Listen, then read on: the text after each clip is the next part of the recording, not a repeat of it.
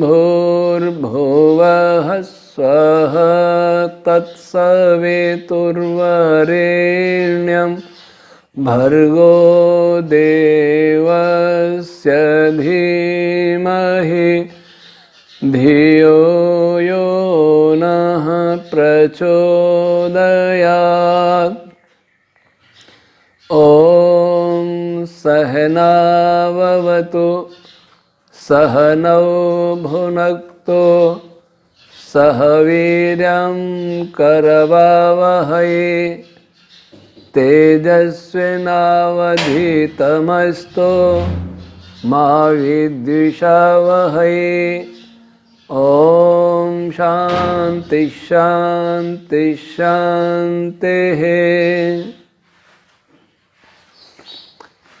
प्रिय श्रोतागण, कल हम प्राथमिक प्राण रश्मियों की चर्चा को समाप्त कर चुके थे। आज हम कुछ अन्य रश्मियों की चर्चा करते हैं। अहोरात्र, मास और ऋतु, ये रश्मियां काल मापक के रूप में भी मानी जाती हैं।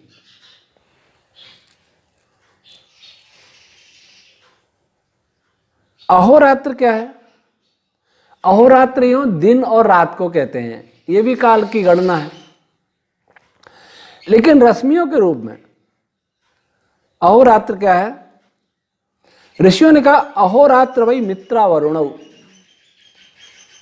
तैत्तिरीय संहिता 2.4.10.1, मैत्रायणी संहिता 1.5.14, काठक संहिता 11.10, कपिष्ठ संहिता 6.1, तांडी महाब्राह्मण 25.10.10। इतने सारे ग्रंथों में मित्रा वरुण को अहोरात्र कहा है। लेकिन भाष्यकारों ने अहोरात्र से ये दिन रात का ग्रहण किया, रूढ़ अर्थ लिया, यौगिक अर्थ नहीं लिया, इसलिए बहुत सारे अनर्थ हुए।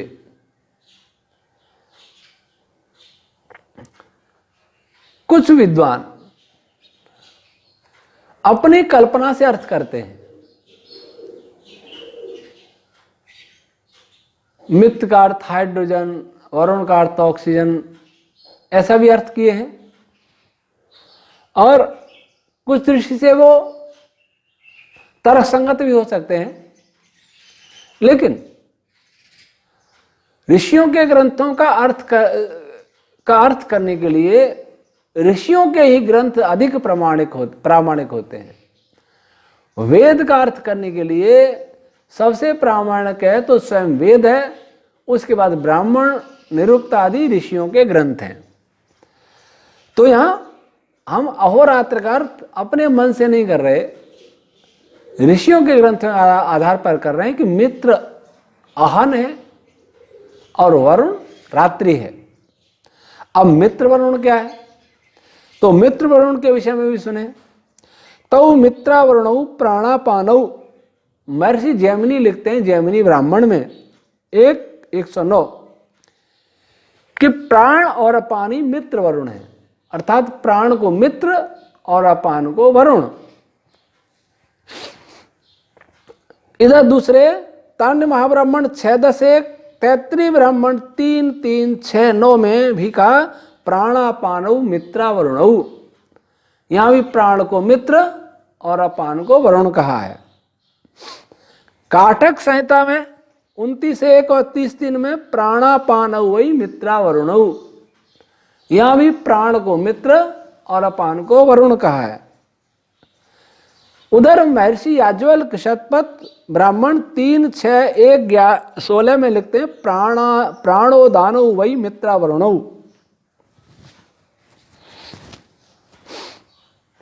यहां मित्र का अर्थ प्राण और वरुण का अर्थ उदान किया गया है। उदान को वरुण और प्राण को मित्र कहा गया है। तो मुख्य प्राण तो मित्र तो प्राण को ही कहा है, लेकिन वरुण अपान को भी कहा है, उदान को भी कहा है। ये कालमापी रश्मियां क्यों मानी जाती हैं? इस सृष्टि में अनेक छंद और प्राण रश्मियां उत्पन्न होती हैं, उन्हें कहीं भी कालमापक नहीं बताया गया, लेकिन इनको अहोरात्र को अर्थात प्राण, अपान और उदान, इनको तथा मास और ऋतु रश्मियों को कालमापी क्यों कहा? इससे ऐसा प्रतीत होता है कि ये रश्मियां जैसे काल रश्मि में तमोगुण किंचिदपि नहीं होता, बिल्कुल नहीं होता, केवल सत्व और रजगुण होता है। इसलिए इन कालमापी रश्मियों में चाहे वो प्राण, अपान, उदान हो, अथवा मास रश्मियां हो, अथवा ऋतु रश्मियां हो, इनमें भी तमोगुण की मात्रा नगण्य होती है। यद्यपि इनमें काल की भांति तमोगुण बिल्कुल नहीं होता, ऐसा तो नहीं कह सकते, लेकिन अन्य रश्मियों की अपेक्षा जो भी अन्य रश्मियां हैं, प्राण, अपान, उदान को छोड़ करके अन्य सभी प्राथमिक प्राण रश्मियां, विभिन्न छंद रश्मियां, विभिन्न मर्द रश्मियां, इन सब में विभिन्न मर्द रश्मियां, इनके अपेक्षा इनमें प्राण, अपान और उदान में, मास में, ऋतु में तमोगुण नगण्य होता है, नहीं के बराबर होता है। इसलिए ये रश्मियां बिना किसी बाधा के सतत चलती रहती हैं, इनके मार्ग में कोई बाधक नहीं आ सकता, इन पर किसी भी आसुरी प्रहार का कोई प्रभाव नहीं होता। कोई भी बाधक रश्मि, जिसको वैदिक डार्क एनर्जी कह सकते हैं, इन रश्मियों पर कोई प्रभाव नहीं डाल सकती। इनसे स्थूल जब रश्मियां उत्पन्न हो जाते हैं अथवा सूक्ष्म हो तो दूसरी रश्मियां, उन पर प्रभाव वैदिक डार्क एनर्जी डाल सकती है, आसुरी रश्मियां डाल सकती हैं, लेकिन इन पर कोई प्रभाव नहीं पड़ता। अब इनको कैसे कालमापक कहा, ये जरा विचारते हैं। पहला अहन, प्राण। जितने समय में एक प्राण नामक प्राण रश्मि का स्पंदन होता है, उस समय को एक प्राण कहा जाता है, अहन कहा जाता है। एक तो प्राण वह रश्मि है, और एक उस रश्मि को उत्पन्न होने में जितना काल व्यतीत हुआ, जितना समय व्यतीत हुआ, उसको भी प्राण कहते हैं। यह रश्मि, इसके विषय में हम बता चुके हैं, प्राण नामक प्राथमिक प्राण रश्मि के हम बता चुके हैं, और यह अक्षरों से उत्पन्न होती है, अक्षरों का समूह होती है, जिसका लिए दूसरी पंचका के 29वां खंड आएगा, उसमें इसकी चर्चा करेंगे। इनमें से प्रत्येक अक्षर एक एक करके स्पंदन होता है, और 6 स्पंदन का एक संयुक्त स्पंदन होता है, उसे प्राण अथवा अहन कहा जाता है। जिस प्रकार वर्तमान भौतिकविद आज कहें कि सेकंड क्या होता है, तो सेकंड होता है सीजियम 133 एटम के ट्रांजिशन का की कितनी आवृत्ति, 9,19,26,31,770 इतनी आवृत्ति हो जाएंगी ट्रांजिशन की इस सीजियम 133 एटम में। तो उतने समय को कहते एक सेकंड।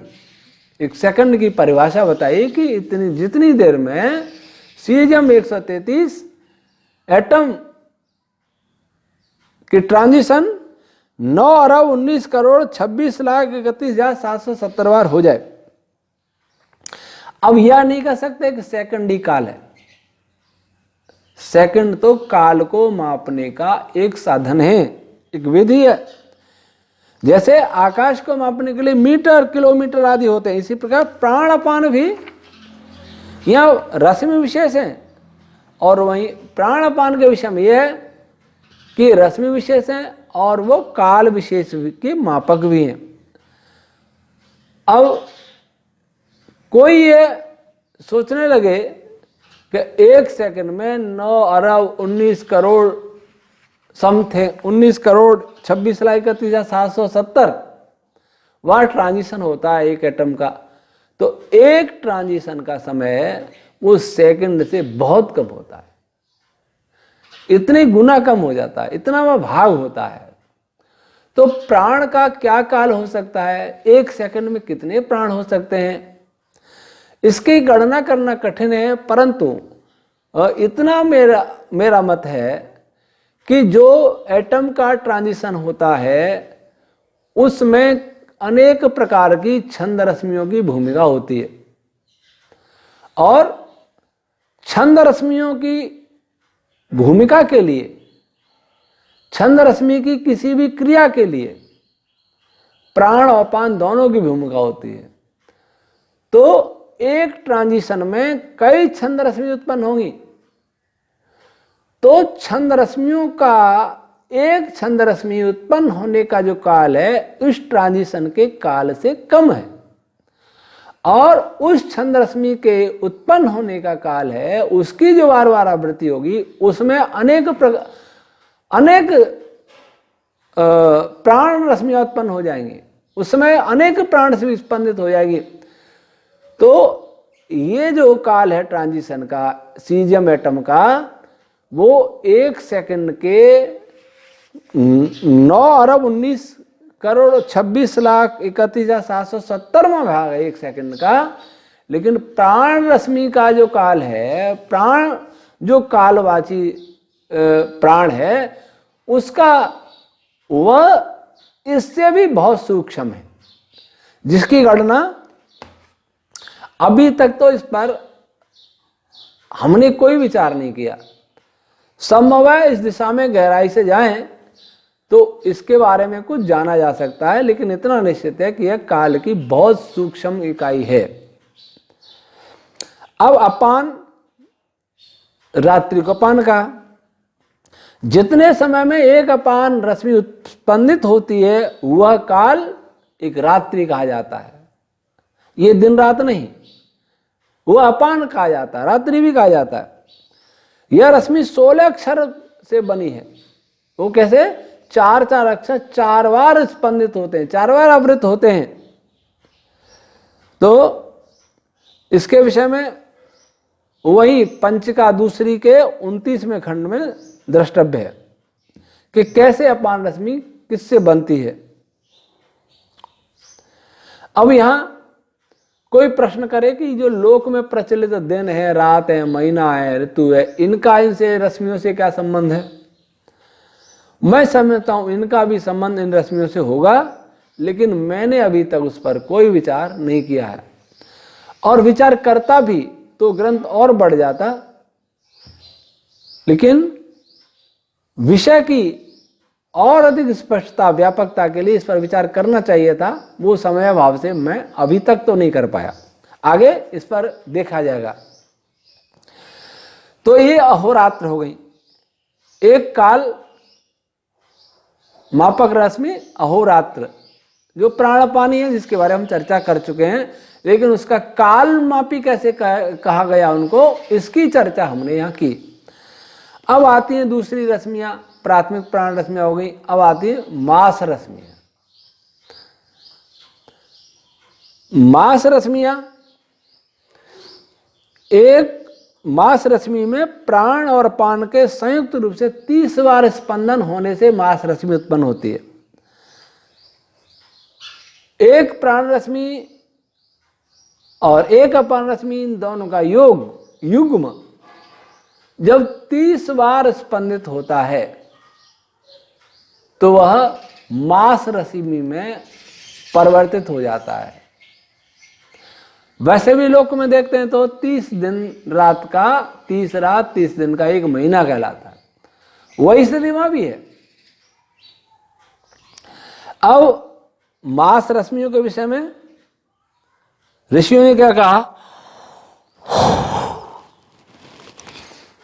30 मासो रात्रयः काठक संहिता 34 त्रिशिनो मासाह तैतरी संहिता 7-5-21 मासा संवत्सरस्य कर्मकाराः तैतरी ब्राह्मण 3-11-10-3 मासा रश्मयः जैमिनीय ब्राह्मण 1-137 मासा वही वाजाह तैतरी संहिता 2-5-7-4 मासा वही यावाह तैतरी संहिता 5-3-4-5 मासा संधानानी तैतरी संहिता 7-5-25-1 मासा हविंशे शतपथ ब्राह्मण 11-2-7-3।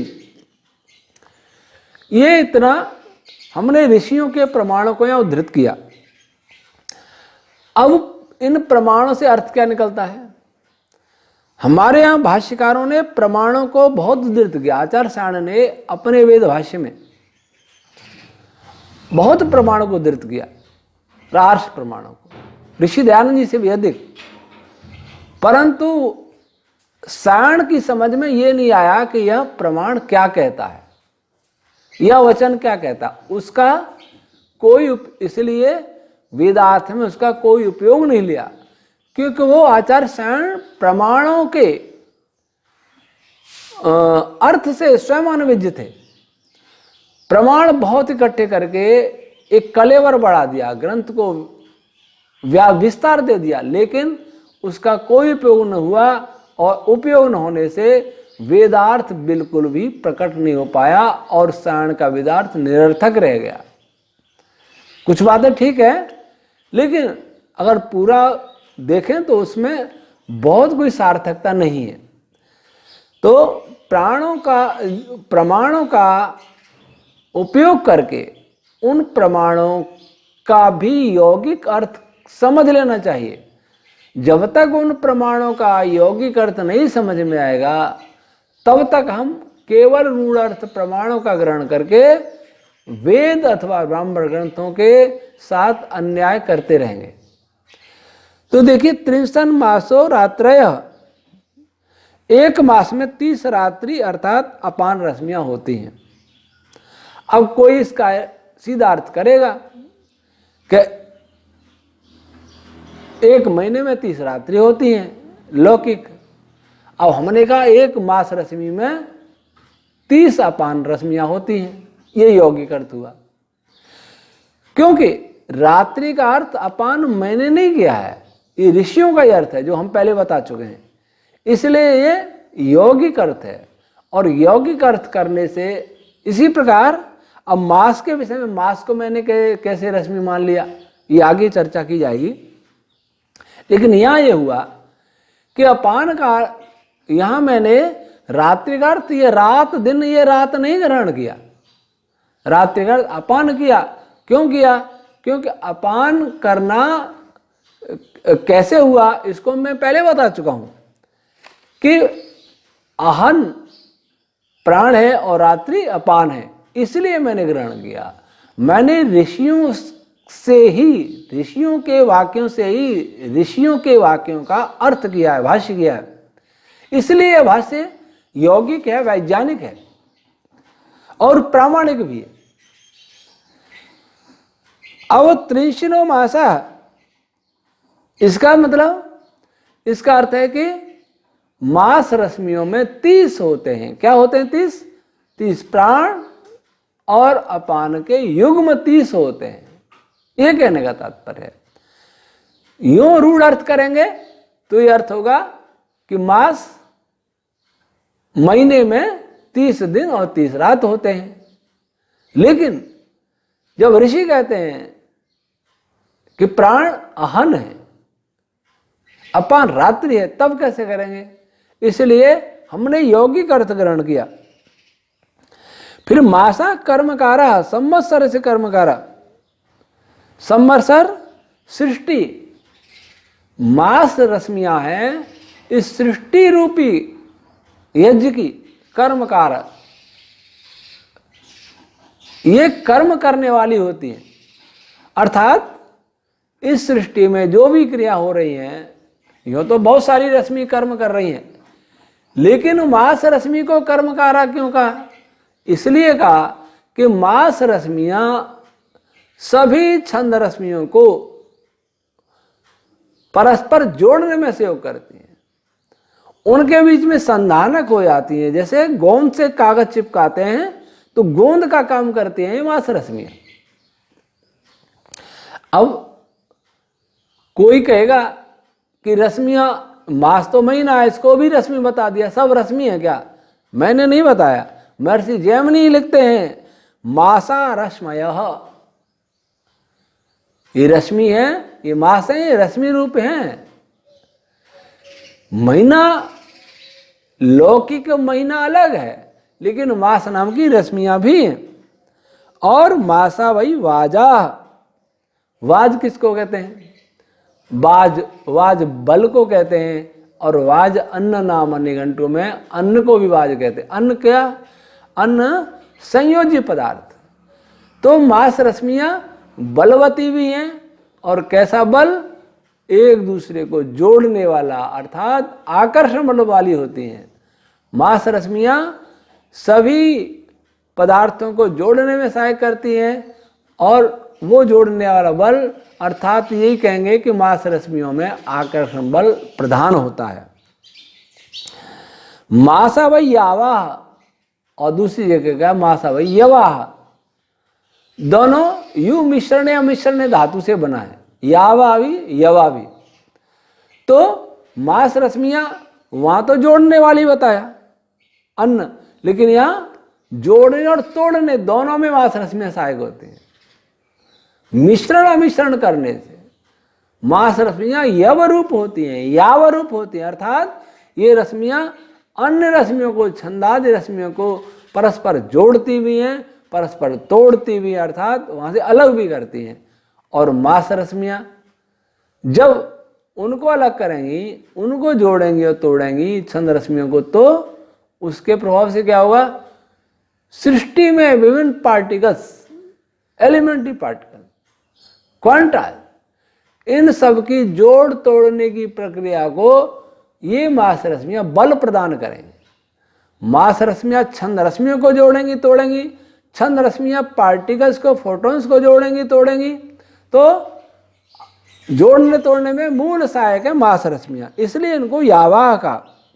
मासा संधानानी, ये संधान दो रश्मियों के बीच में संधान का कार्य करती हैं, जोड़ने का कार्य करती हैं, उनको धारण करती हैं। और मासा हवींश, ये मांस रश्मियां हवी रूप होती हैं। हवी किसको कहते हैं? आहुति को। ये मांस रश्मियां इस सृष्टि यज्ञ में विभिन्न संयोग वियोग हो रहे हैं, उसमें अपनी आहुति देती रहती हैं, सतत दे रही रहती हैं आहुतियां। तो ये मांस रश्मियां विभिन्न संयोग क्रियाओं में महत्वपूर्ण भूमिका निभाती हैं, उसमें अपनी आहुति देती रहती हैं। इनके विषय में तांड्य महाब्राह्मण में एक और महत्वपूर्ण बात कही, तांड्य ब्राह्मण 5.10.3 में, उदाना मासा। इससे यह संकेत मिलता है कि इन रश्मियों में उदान रश्मियों की भांति उत्क्षेपण बल होता है। तो ये क्या करती हैं? जब दो छंद रश्मियां परस्पर निकट आती हैं, तो वे छंद रश्मियां योषा और वृषा, इस सृष्टि में समस्त योषा वृषा मेल और फीमेल का ही संयोग का परिणाम है संपूर्ण सृष्टि। ये कणों में भी ये व्यवहार होता है, तरंगों में भी ये व्यवहार होता है, छंद रश्मियों में ये व्यवहार होता है, प्राण रश्मियों में ये व्यवहार होता है। तो इस व्यवहार में मांस रश्मि या मांस रश्मि क्या करती हैं? उत्क्षेपण बल उन दोनों छंद रश्मियों के स्थान विशेष को उत्तेजित करते हैं, और उसी स्थान से वे दोनों छंद रश्मियां परस्पर संयुक्त हो जाती हैं, जुड़ जाती हैं। तो ये उत्तेजना प्रदान करना, पर्टिकुलर स्थान को उन छंद रश्मि में, पर्टिकुलर पार्ट्स को उत्तेजना प्रदान करना और एक दूसरे को परस्पर आकर्षित करने के लिए प्रेरित करना, ये इन मांस रश्मियों का कार्य है। इसलिए ये संधानक है।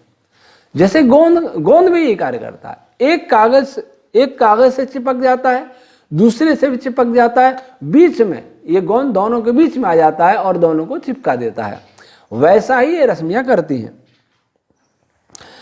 अब अक्षर संयोजन या प्राण, उनमें अक्षर संयोजन कैसे है, प्राण अपान का संयोजन कैसे हुआ है। जैसे केमिस्ट्री में इलेक्ट्रॉनिक विन्यास के आधार पर विभिन्न एटम्स के गुण कर्म स्वभाव बदल जाते हैं, वैसे ही यहाँ प्राण और अपान से मिलके बनी है 30 प्राण 30 अपान, लेकिन उनका विन्यास कैसे हुआ है, उसमें कैसे विन्यास है, उसके आधार पर मास रश्मियों का स्वरूप भी बदल जाता है। और ये मास रश्मियां 12 प्रकार की होती हैं। इनको वैदिक ज्योतिष वाले सौर मास भी कहते हैं। वे नाम है मधु माधव, ये वसंत ऋतु के मधु माधव शुक्र शुचि नवस नवस्य ईश ऊर्ज सहस सहस्य तपस तपस्य, ये 12 मास रश्मियां होती हैं। अब 12 मास रश्मियों में से प्रत्येक मास रश्मि का संक्षिप्त प्रत्येक मास रश्मि पर हम संक्षिप्त विचार करते हैं। 12 मास रश्मि, ये महीने भी 12 होते हैं। वैसे लोक में जो हमारे सौर महीने हैं या चांद्र महीने हैं वो 12 ही होते हैं। अधिक मास आता है, कभी कभी अधिक मास भी आता है। तो अधिक मास भी आधिदैविक अर्थ में, वैज्ञानिक अर्थ में भी अधिक मास रश्मि भी होती है, लेकिन वो मुख्य 12 ही होते हैं। तो मधुमास क्या है, महर्षि याज्ञवल्क्य शतपथ में लिखते हैं 14 1 3 30 प्राणो वही मधु। ऐत्रेय आरण्यक में महर्षि ऐत्रेय महिदास लिखते हैं 1 3 4 में मिथुनम वही मधु। महर्षि दयानंद ऋग्वेद भाष्य 4 45 3, उससे देखें तो मधु का अर्थ निकलता है विज्ञातम मार्गम। तांड महाब्रह्मण 13 11 17 में परमम व एतदन्नाद्यम यन मधु। महर्षि यास्क निरुक्त में लिखते हैं मधु धमतेर विपरीतस्य 10 31। और निघंटु